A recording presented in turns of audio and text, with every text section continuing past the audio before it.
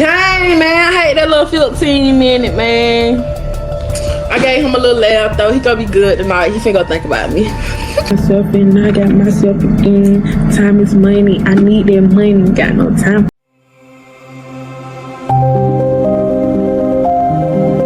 It was December 23rd, 2018. Just 2 days before Christmas. A night heavy with anticipation, a moment wrapped in holiday hope and quiet dreams. Tanisha Hammonds, only 20 years old, radiated life's vibrancy. Her smile was warm, her spirit bright, her heart full of promise. That evening, she sat inside a car, cradling her infant son close, the little life she fiercely loved. With a simple touch, she began a Facebook Live broadcast, unaware that this casual moment would soon become a chilling record of her final hours. A video meant to connect, to share, unexpectedly froze the last moments of a young mother whose future was about to be torn apart. This isn't merely a tale of a tragic killing, it's a portrait of inherited anguish, a narrative steeped in deep-rooted generational suffering. Tanisha was a soul striving to steer clear of life's darkest storms, fighting to protect herself and her child from pain that had echoed for decades. Yet, despite her efforts, the tempest swept her up, unyielding and merciless. As you listen, you will feel the weight of questions echoing through time. How many bright futures must be extinguished? How long will this vicious cycle persist before hope breaks through the darkness? Tonight, we unravel the heartbreaking, haunting truth of Tanisha Hammonds, the young mother who died in front of countless strangers, whose final moments on camera revealed not only her fate, but the violent web of betrayal, fear, and unresolved trauma that made her death tragically inevitable. Our journey begins in Macon, Georgia, a city once celebrated for its rich history, the soulful sounds of the legendary Allman Brothers Band, and a culture steeped in genuine Southern hospitality. This place, with its tree-lined streets and warm-hearted people, holds stories of laughter and life. But just beneath this picturesque surface, shadows linger, hiding harsh realities. Macon struggles with a reputation far less charming. Crime Grade assigns it a D- safety rating, a stark warning sign. To put it plainly, 89% of cities across America are considered safer places to live. Here, the grips of poverty and violence often intertwine, shaping daily existence and sometimes crushing hope before it even blooms. Among its many neighborhoods, Bloomfield stands out, not for beauty, but for struggle. It's here that Tanisha Hammonds spent her formative years, the place that shaped her, and ultimately, the location where her life's tragic final chapter unfolded. Born on October 10, 1998, Tanisha's early life was a mixture of uncertainty and survival. Raised by her mother, Rhonda, whose strength was fierce yet tempered by hardship, she never knew the identity of her father, a void that left unanswered questions. Her childhood was punctuated by chaos, the constant echo of gunfire, the wail of emergency sirens slicing through the night, and the quiet surrender of shattered dreams all around her. Yet Tanisha was not just another face in the crowd. She carried a deep yearning for something different, a craving for peace amid the turmoil, a hope for a future that held more than pain and struggle. She dreamed of breaking free from the cycle that had trapped so many before her. In March of 2018, that hope seemed to take shape in the form of a tiny life, her son, Amari. He was her pride, her light in the darkness, and the center of her world. Her social media, especially Facebook, was filled with countless snapshots of him, smiling, sleeping, growing, a digital testament to the love she poured into motherhood. Though just 20 years old, Tanisha embraced the role with fierce dedication. Becoming a mother gave her a renewed sense of purpose and an unbreakable resolve to protect her child from the harsh realities she had endured. But even with this new responsibility, the shadows of Macon and the forces within Bloomfield threatened to swallow their fragile happiness whole. Tanisha's life was anchored by family, but no relationship was more profound than the one she shared with her aunt, Bridget Flowers. More than just a relative, Bridget was Tanisha's confidant, her sanctuary, the person she turned to when the world grew too heavy. Their bond went far beyond blood. Bridget was her closest friend and unwavering shield against the hardships surrounding them. Throughout her childhood and teenage years, Tanisha spent a significant portion of her time living under Bridget's roof. There, she was raised alongside Bridget's twin sons, Jay Sean and Jamin Jackson, born in 2000, making them just slightly younger. To Tanisha, these boys were less like cousins and more like brothers, inseparable companions in a shared journey through life's challenges. From the outside, Bridget appeared to have it all. She portrayed a picture-perfect life on social media, showcasing her devotion to her family. Often, her posts radiated joy and faith, with captions like, "God, my kids, my hubby, then me." The image was one of love and contentment, a devoted mother and wife wrapped in the warmth of family. But beneath that facade lurked a far darker reality. Bridget's husband, Jacinto Flowers, concealed a cruel, violent nature behind a charming smile. He was a man consumed by control and rage, his outward appearance masking the danger he posed within the walls of their home. His hands were weapons. He was possessive to a terrifying degree, a man who ruled through fear and intimidation. The abuse he inflicted on Bridget was brutal and relentless. He beat her, degraded her, and stripped away her dignity. While Jacinto indulged in partying and the illicit world of drug dealing, Bridget's loyalty held fast despite the suffering. His record spoke volumes, 18 arrests, ranging from petty offenses to serious drug-related crimes, peppered with incidents of domestic violence. Yet still, Bridget remained trapped in this toxic cycle, hoping for change that never came. Then, in 2014, something inside her snapped. Summoning courage from the depths of pain, she finally made the life-altering decision to leave Jacinto, to escape the nightmare she had endured for years. But freedom came at a deadly price. The moment Bridget tried to break free was when the darkness truly began to unravel. The violence escalated, the threats intensified, the stakes became life and death. Valentine's Day, 2014. A day meant for love, for celebration. But for Bridget Flowers, it became a nightmare etched in blood and terror. She was at a Walmart, going about her routine, unaware that her life was about to shatter forever. Jacinto Flowers, the man she had tried so hard to leave behind, was waiting. Lurking in the shadows, his rage unchecked and burning with fury. Without warning, he attacked her viciously in public, his fists striking with such force that Bridget lost consciousness amid the stunned onlookers and blinking security cameras. The assault was brutal, unprovoked, a shocking display of violence in broad daylight. Witnesses were horrified. Some called for help, others frozen in disbelief. Jacinto was apprehended, handcuffed, and taken into custody. The system, however, showed little urgency. Despite the severity of his actions and his violent past, the legal consequences were minimal. After just 7 days in jail, 1 week, he was released back onto the streets. 7 days to answer for what he had done.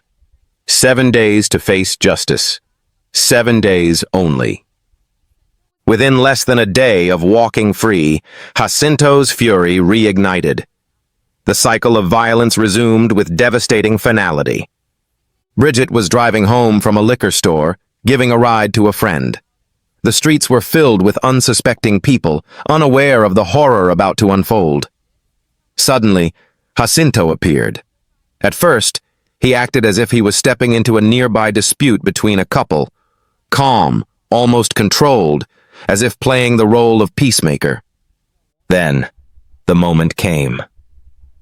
With chilling coldness, he pulled a gun from his waistband.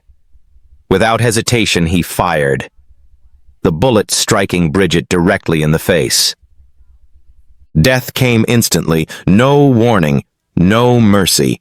Her life ended in a flash, violent, shocking, and public. The community gasped in disbelief. How could such horror happen in broad daylight, in the middle of a neighborhood? Her sons, Jay-Sean and Jamin, were only 14 years old, just on the cusp of adolescence, now orphaned by violence. Tanisha, a mere 16, lost not just her aunt, but her protector, her refuge, her friend. The murder was not a moment of madness. It was calculated, cold-blooded, a deliberate act meant to silence, to punish, to exert ultimate control. In the courtroom that followed, Jacinto Flowers showed no remorse. His expression was chillingly vacant, almost mocking. As he faced the grief-stricken family he had shattered, he smiled, a cruel, unrepentant grin.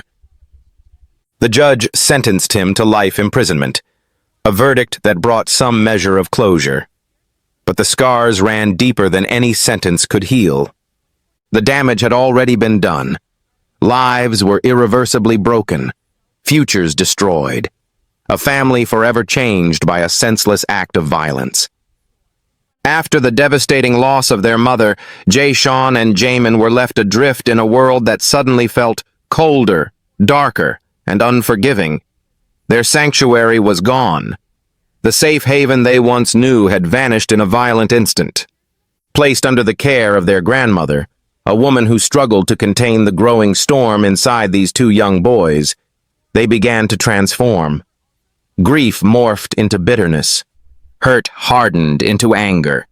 The innocence that once defined their childhood slipped away, replaced by a rawness that made them wary of everyone around them. The streets of Bloomfield, already marred by hardship and danger, offered little refuge. Survival meant adapting to the harsh realities that surrounded them. The brothers found themselves drawn into the local gang culture, a world where violence was no longer shocking, but expected, where loyalty was enforced with threats and guns, and respect was measured in fear. By 2017, tensions escalated. A feud ignited between Jay-Sean, Jamin, and a 16-year-old peer named Kendrick Davis, a young man who was notorious in the neighborhood for his reckless bravado. The conflict began on Facebook Live, where Kendrick flaunted his dangerous reputation, boasting about shooting into rival homes as a display of power. The twins couldn't let the challenge go unanswered. Jamin, especially, felt the sting of insult and threat cut too close to home. The simmering resentment erupted into open confrontation. A showdown was arranged outside Northeast High School, a place that should have been a sanctuary of learning, but instead became a battleground. The clash started with fists flying, tempers flaring, and stones hurled in desperation. But the chaos quickly spiraled beyond control. In the heat of the moment, someone produced a firearm. Shots rang out, shattering the fragile peace. Kendrick Davis was hit. The bullet struck him down, ending his life abruptly and violently. The neighborhood was plunged into sorrow. Kendrick's family grieved deeply, mourning the loss of a young life cut tragically short. Yet, the twins showed no signs of remorse, their hearts hardened by years of pain and violence. But the story did not end there. In this world, retaliation is inevitable, a vicious cycle with no end in sight. In the dead of night, a drive-by shooting targeted Kendrick's home. His mother was inside, terrified and helpless as bullets tore through the walls meant to protect her. The law finally caught up with Jamin and his associates. Arrested on charges of homicide, Jamin was sent to prison, the weight of his actions landing heavy upon him. Yet, vengeance breeds only more vengeance. The flames of violence continued to burn. Meanwhile, Jay-Sean remained free, still navigating the dangerous streets alone, a lone soldier caught between loyalty, loss, and the relentless pull of a violent world. The night was supposed to be ordinary, just another December evening, 2 days before Christmas, a time when joy and warmth usually fill the air. But for Tanisha Hammonds, this night would become a cruel final chapter in a story of pain and loss too heavy for one young woman to bear. December 23rd, 2018. The streets of Macon carried a cold bite of winter, yet inside a car, there was laughter. Light-hearted, carefree moments shared among friends who tried, just for a little while, to forget the hardships that haunted their days. Tanisha was behind the wheel, steady hands gripping the steering wheel as the city lights blurred past her. Beside her sat Jay Sean, her cousin, though the word barely captured the depth of their bond. He held his phone up, streaming live on Facebook, capturing every smile, every joke, every shared glance of connection. In the back seat, Amari, Tanisha's infant son, too young to understand the dangers lurking just beyond the glass windows, cooed softly, his presence a fragile reminder of hope amidst the shadows. The car moved with the rhythm of the night, a brief escape from the harsh reality of their lives. Their voices overlapped in laughter, playful teasing, the sounds of youth clinging stubbornly to fleeting happiness. Then, without warning, the world shattered. Gunshots, sharp, sudden, terrifying, erupted in the darkness. The vehicle jerked violently, tires screeching against the asphalt as Tanisha fought to maintain control. Her phone slipped from Jay Sean's grasp, tumbling to the floor in a clatter silenced only by the screams erupting from inside the car. The air filled with panic, a frantic cry, a desperate gasp for breath. Tanisha's body bore the cruel evidence. Wounds deep, bleeding profusely. The life force that once radiated from her vibrant smile now began to ebb away, slipping through her fingers with agonizing slowness. Paramedics raced to the scene, their sirens piercing the night as they fought against time. But it was futile. Before they could reach her side, before any healing touch could be applied, Tanisha's light flickered and died. 8:50 p.m. The moment marked the end of her young life, a tragic casualty of a conflict she never sought to be part of. The bullet that struck her was intended for someone else. It was meant for Jay Sean, the twin who had lived on the edge of this violent world for years. But fate cruelly intervened. Tanisha, the gentle soul, the devoted mother, the beacon of peace in a storm of chaos, was caught in the crossfire of a feud rooted in bloodshed and retaliation. Her death was not just an act of violence. It was a devastating symbol of the innocent lives shattered in a cycle too painful to break. Her story ended not with justice or peace, but with a haunting question. How many more must suffer before the violence finally ceases? The night Tanisha Hammonds was taken from this world left a void impossible to fill. A wound not just in the hearts of those who loved her, but in the very soul of a community gripped by fear and sorrow. Her infant son, Amari, was left motherless. A fragile baby just 8 months old, too young to understand the cruel absence that would define his life from that moment forward. His small world, once cradled in the warmth of Tanisha's arms, now plunged into cold uncertainty. Her family, fractured and grieving, struggled to hold on to each other amid the storm of anguish. Rhonda, Tanisha's mother, faced a nightmare no parent should ever endure. The weight of losing a daughter, a best friend, a light extinguished far too soon, pressed heavily on her soul.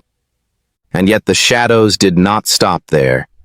The man responsible for the tragedy, the killer, remained free, a phantom haunting the edges of their shattered lives. The police claimed to have pursued leads, to have investigated thoroughly.